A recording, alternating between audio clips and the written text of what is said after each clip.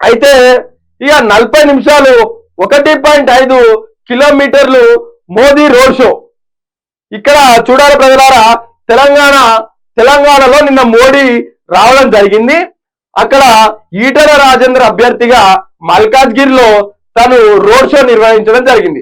అది ఎక్కడ నుంచి, మిర్జాలగూడ నుంచి మల్కాజ్గిరి చౌరస్తా వరకు అడుగడుగున స్వాగతం పలికిన బీజేపీ శ్రేణులు గంట ఆలస్యంగా మోదీ రాక ఇవాళ నాగర్ కర్నూలులో, ఎల్లుండి జగిత్యాలలో పరన్నట.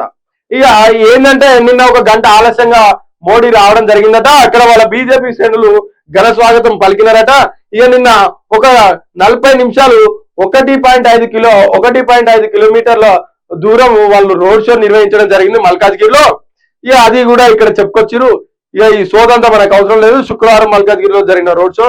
ఇక నేడు మోదీ సభ.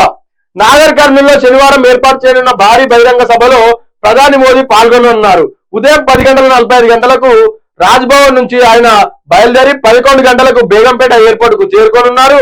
మధ్యాహ్నం 12 గంటలకు నాగర్ కర్నూలు బహిరంగ సభాస్థలి వద్దకు వస్తారు.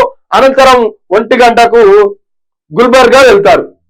అయితే ప్రజలారా, ఇక్కడ నాగర్ కర్నూలులో తను ఒక భారీ బహిరంగ సభ ఎట్టి అక్కడ నాగర్ కర్నూలు ఎంపీ ద్వారా కూడా ఏదో ప్రచారం చేసే ప్రయత్నాలు చేస్తున్నట్టున్నారు.